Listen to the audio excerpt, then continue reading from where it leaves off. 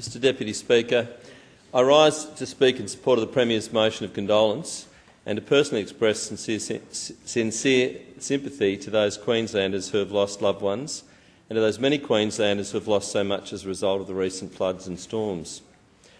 I also wish to acknowledge the hard work and extraordinary efforts of all those Queenslanders, families, volunteers, emergency service workers, councillors, mayors, police, hospital workers, church groups, service clubs, army personnel, community organisations and outstanding individuals who rallied to lend a hand.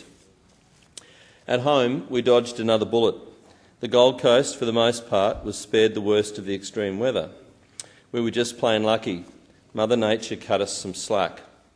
I'm also sure, however, that the flood mitigation and drainage work of Gold Coast Council over the past decade has paid off. Churn Park, where my electorate office is located, was spared years of historic flooding, no doubt in part with thanks to Council's recent stormwater drainage improvements in the Lotus Creek catchment.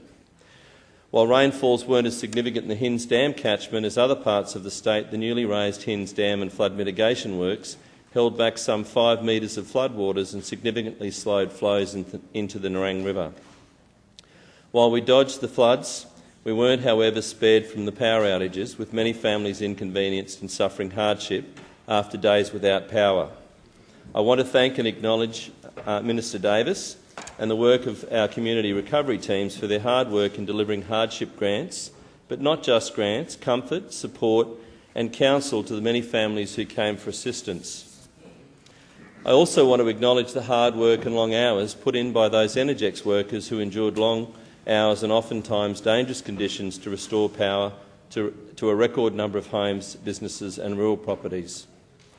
At home, I particularly want to acknowledge the leadership of Mayor Tate and all those associated with EMQ in Southport, my electorate, and especially want to pay tribute to Council's Disaster Management Unit, the team there, also to Peter McNamee, the Executive Coordinator of Disaster Management, Warren Sinclair, the Manager of Corporate Comms, Derek Taylor from EMQ, Franco Puzzolo from Energex, Brett McHugh from the Queensland Fire Service, Superintendent Paul Zebarth and Mike House from Gold Coast Police, and also special tribute to Herman Vorster from the Mayor's Office for the excellent job that he did in making sure that the community and media were kept well informed throughout those days of greatest threat. I must also acknowledge the hard work and valuable contribution of our many SES volunteer groups and all those council staff and SES volunteers who manned the phones during the crisis. With things settling on the coast and the imminent threat of having passed, I was prompted by a text from our Premier which simply said, "Mud armies need leaders." As there was no mud to clean up in Southport, I started calling my colleagues in the southeast. After several calls, I quickly realised there was a greater need in North Bundaberg. So with a tent, sleeping bags, boots, gloves and as much food as we could cram into the back of our car, my son Matt and I drove north, arriving early Monday morning to join the Mud Army. It's difficult to put into words what we saw and experienced. It was incredibly humbling to work alongside families who'd lost everything, loading the majority of their possessions into boxes, crates and wheelbarrows, and then placing them out the front of their homes to be transported and dumped. We were sobered by the briefing we received on arrival about the health risks and the need to not only take extreme care, but the need to carefully and diligently dispose of the contaminated spoilage from this terrible disaster. On our first day, we met the Anderson family in Fagg Street. They'd been in their home 52.5 years. The land was a wedding present. With them, there on that occasion, were their 2 sons and their 2 daughter-in-laws and their 4 grandkids. We spent several hours working with SES workers to clear their home of mud and sadly scraped up their treasured parquet floor, each piece of timber cut and laid by Bernie almost 40 years ago. Their daughters shared how they received word at 1 a.m. that their parents' home was flooding fast. By the time they launched their boat and reached the home, the water was on top of the windows. They had to hold onto the guttering to steady the boat while their parents clambered aboard. Later that day, we moved next door to help clear the home of an elderly lady who sat on her front porch for 3 days before allowing emergency workers to clear her home. Dehydrated and significantly traumatised, this lady had to be taken away by paramedics. We spent the rest of the day working to salvage what we could, sadly removing and dumping a lifetime's worth of precious belongings, jigsaw puzzles, an entire sewing room of machines, fabrics and threads.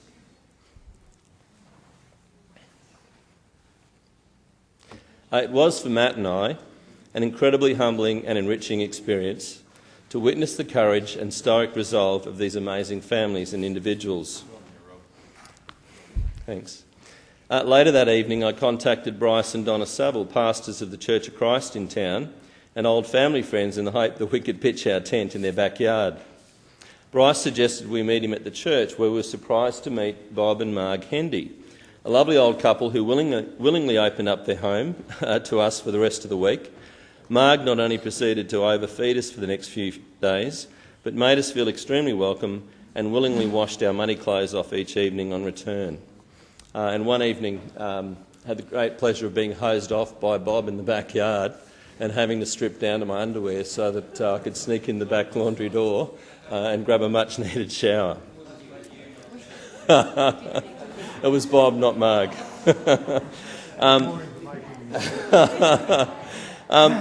Bob and Marg also opened their home to Michael Reid, Minister Davis's Chief of Staff, for a few nights when I was unable to find accommodation for him whilst in town to assist in the department's recovery efforts. The next day, Matt and I helped clear the home of a young couple with a newborn and a reptile collection in Perry Street. And aside from the somewhat unpleasant task of clearing the kitchen and fridge almost a week after the flood's peak, imagine our surprise at meeting a not-so-friendly pet brown snake at the back door on our way out with yet another barrow load of rotting food and spoilage. Later that day, we were assigned to help Raymond, a recently returned local back from the UK. Raymond, a businessman and musician, was staying temporarily with his brother and had stored all his possessions in the downstairs storeroom. For nearly 6 hours, with 10 other volunteers, we moved mud and boxes to the back lawn, salvaging very little. My son, Matt, a keen musician, was somewhat broken-hearted as we had to throw out numerous guitars, including a Fender Stratocaster and many other special effects pedals. The next day, Minister Davis, Mick Linane, our Regional Director, and Michael Reid and I all travelled west to Gin Gin, then to Gayndah and Mundubra, leaving our son Matt with some of his newfound friends in the Mud Army.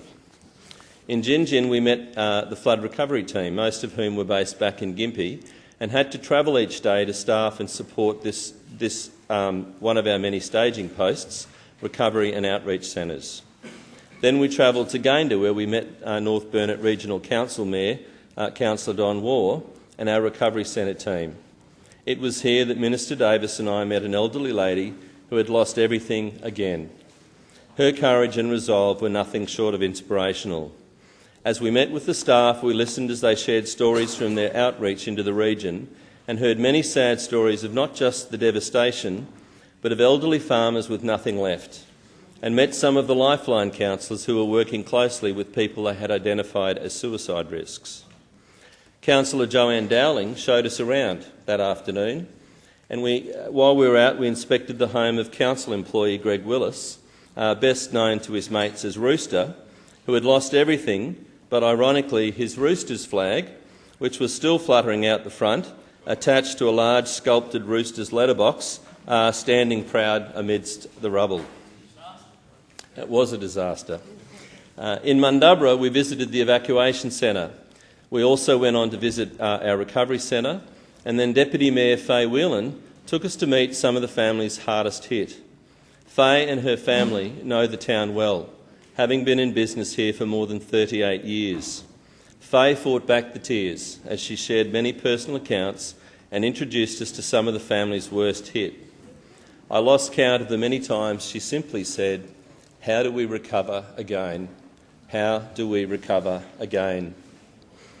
Later that evening, we dropped into the Army versus Fire and Rescue 2020 cricket in Bundaberg. We met Mayor Mal Foreman, Deputy Mayor David Batt and CEO Peter Byrne. And it was just incredible to see them out after what must have been an incredible fortnight for them. But there they were, full of enthusiasm, supporting the community. And I can say it felt as though the whole of Bundy had come out for an evening of light relief. and I thought it was somewhat ironic that the band that they had there was belting out classic Akadaka, and I'm pretty sure they even played Smoke on the Water at one point, as the Army went on to hit a magnificent final six to win the game on the final ball by a single run. And they did play Thunderstruck as well. After a big day on the road, the Minister's Chief of Staff, Michael Reid, and I ventured into Hungry Jack's for a feed, only to discover that there was no beef, just chicken. Apparently you need gas to cook beef, but you can deep fry chicken in the electric fryers, and so there was no gas. But it was there that we met a group of young lifesavers from Mooloolaba, getting ready to drive home through the night after a week of helping out. These young people do us all proud.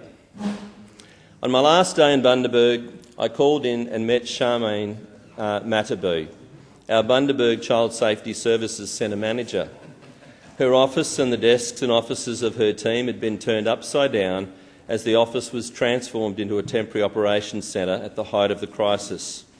What an amazing team of people. I'm sure we could all learn a great deal from them in terms of passion and enthusiasm for working with vulnerable families and children.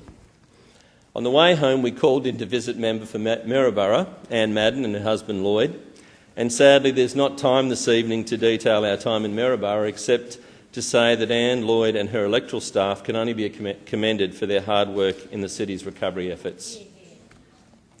In closing, I want to applaud the efforts of the many amazing people Matt and I met on our road trip to Bundy, Gayndah and Mundubbera. People like Mick Linane, Charmaine Matabu, Lillian Montague, our Director-General Margaret Allison, and the many others who have done outstanding work under very trying and tragic circumstances. I also want to congratulate the Premier on his outstanding leadership and finally offer my support and congratulations to Member for Mundubbera and Minister Crisafulli in his role as Minister for Local Government, Community Recovery and Resilience. And finally, I'm proud to stand with the Premier in encouraging Queenslanders to get behind the Red Cross Flood Recovery Appeal, and I'm pleased to commend the efforts of my Young Leaders group in Southport, particularly Nick Nichols, Preetham Krishnappa, Luke McDonald and Simon Brook, also the Gold Coast Islamic Community and Hussein Goss, Councillor Mark Grummett and Luke Alchwager from Parkwood Golf Course, who are all working together to put on what I hope will be a very successful fundraiser this Friday night in support of the appeal at the Boulders Mini Golf Course and the Parkwood Golf Course Function Centre.